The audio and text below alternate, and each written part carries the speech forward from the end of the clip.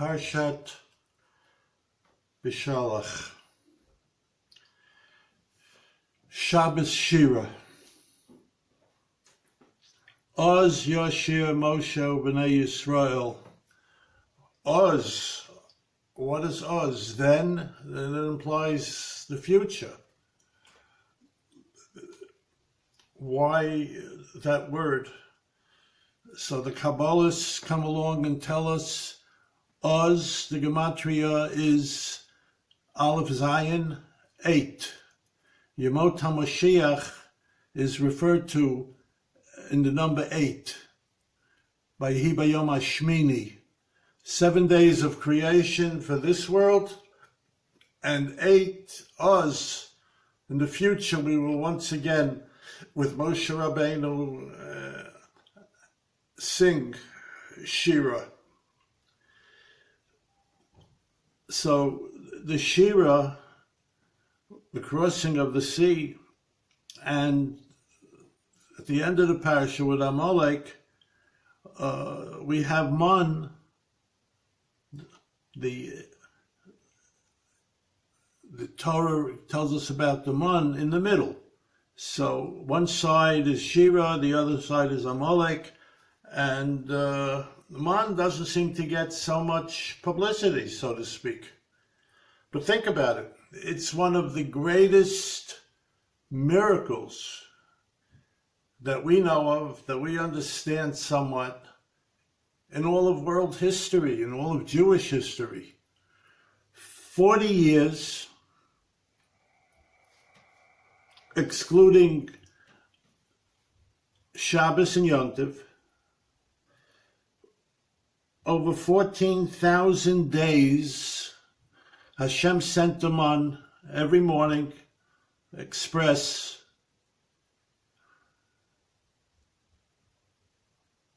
I mean, it's amazing when you think about it.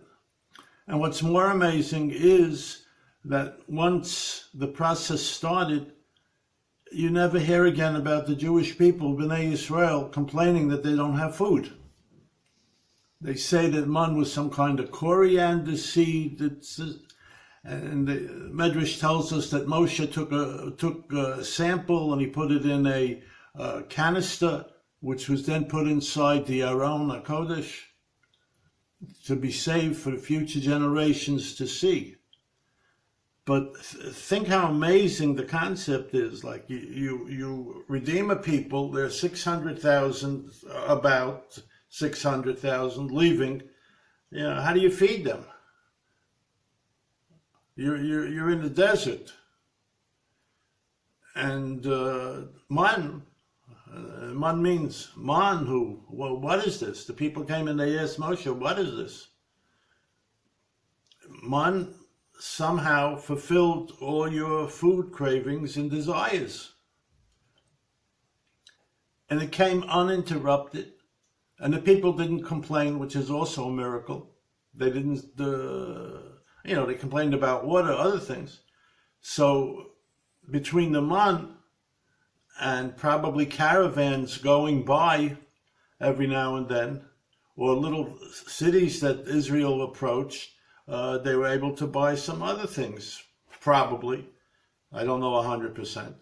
But for 40 years, more than 14,000 days, this Man came uninterrupted. Okay? If we look at it historically, the Man began on the 15th of Iyar.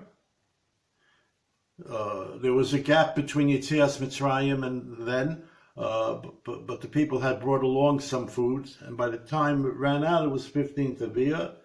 And the Man stops 40 years later on the 7th day of Adar, the day Moshe Rabbeinu dies. Okay? Now, Sefer Maccabim, the book of Maccabees, tells us that Yirmiyahu took the Man, took the ark, and he hid it in Har Nevo, where Moshe is supposed to be buried, and the Aron is in there. It's buried in there. There are all kinds of stories about the Aron. We have one where there's even that it's in Ethiopia. There's a special cave, and there's a special guard over it. But I'll go with Sefer Maccabim. There are all kinds of theories. I think at the end of a movie, one of the famous movies, the Ark of the Covenant is in some warehouse, maybe in New Jersey, which is complete nonsense. Okay, so Amalek and Shira eclipse. I think that's a good word. Eclipse the whole event with Man. But if you stop for a moment, which we never do, and think about how amazing that is. I mean, and it's also to the Jews' credit, like, hey, what are we going to eat? We're wandering, we don't know where we're going, we don't know what we're going to eat. And Arbaim Shana Kut B'dor, and the Jews, they had a munah. And that is one of the great things, great symbolic things of Man, that Man teaches us that you have to have a munah. Without a munah, you have nothing. A munah is strong belief. God got me to this point, he'll get me to the next point. Simple, pashut, end of story. That seems to be hard. You're going into a desert. Man also symbolizes that, and this is the main thing, that sustenance, parnasa, is from God. We don't see it, we don't feel it, but every day God sends each of us our portion of manna, so to speak. God provides for us. I mean, you can't sit around and play chess and wait for the manna to fall. Ain't somchim al hanes. But God sees to it that we, the Jewish people, have sustenance. If you look around the progress that is made in Eretz Yisrael in all fields, this is all man, so to speak, from Hashem. Okay? I had a business many years ago. I knocked myself out. Then along came inflation and a very weak American president. And the economy went sour. I said inflation, it was 22% inflation. Customers were going bankrupt. It was terrible for business. I went to a Rav and he said, have a munah. Have a munah. Everything will be all right. Everything will turn out all right. God provides even for the worms in the ground. I said, yeah, but, the rent is due. He says, have a munah. Have a munah. And I did. And how can I explain it? I lived in an apartment in Forest Hills, New York. All of a sudden, co-oping became the new mode. And I got an insider price, which I was advised by people not to buy the apartment, which I didn't listen to, thankfully. And I more than tripled my money by flipping within a month or two. And I made more on that flip out of nowhere, so to speak, than many of the years that I knocked my brains out in the business. Okay? That's manna. That's Hashem watching over each and every one of us to make sure that we have parnasa. Parnasa is from Hashem. I didn't sit around. I did things. I tried things. I didn't just sit there and wait for, as the expression goes, manna from heaven. I did hishtadlus. I tried whatever I could.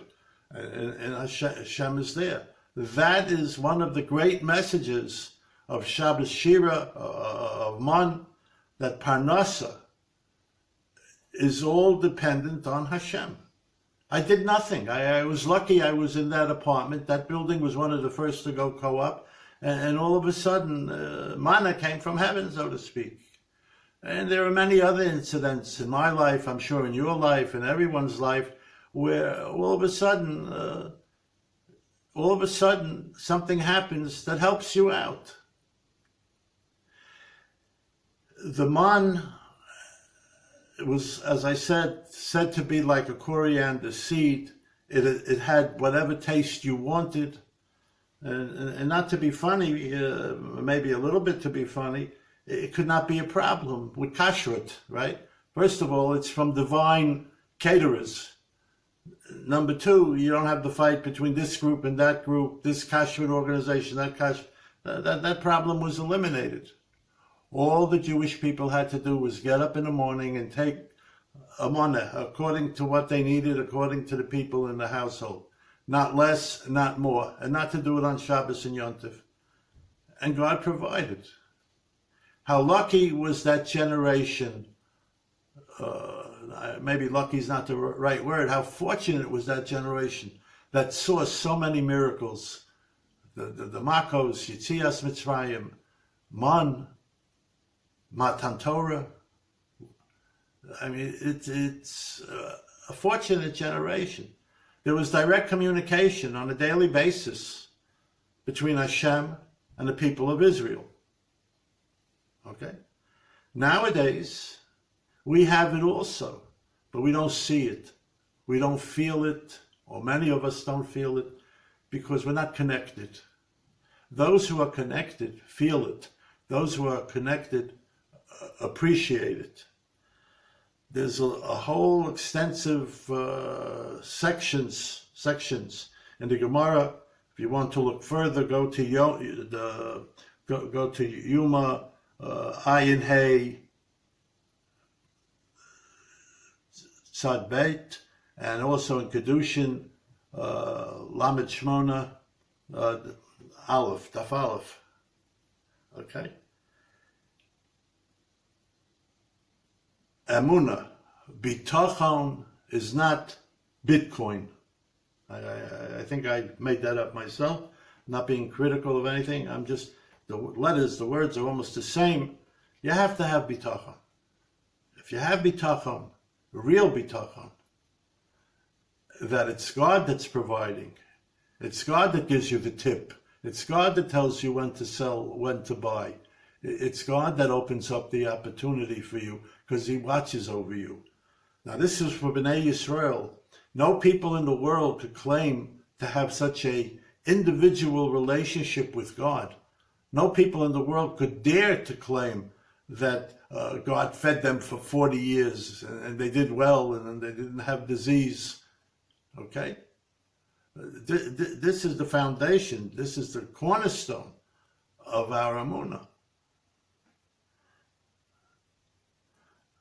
May we, before we get to the may we, nowadays, think about it, there's a planet. They say there's over 7 billion inhabitants on this planet.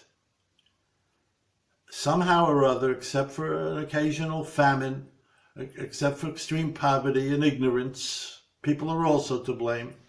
Every day, there's food for the world. Some of us eat steak and some of us eat chicken bones, but food is available. Think of that miracle, that 7 billion people collectively, Hashgacha Klali, that God takes care of the rest of the world. He created the world so that from within the world, produce grows. So everything comes down to sustenance, parnasa from God. Hashgacha Pratis for the Jewish people, Hashgacha Klalis for the nations of the world. Shabbat Shalom, Shalom al Yisrael, Briut.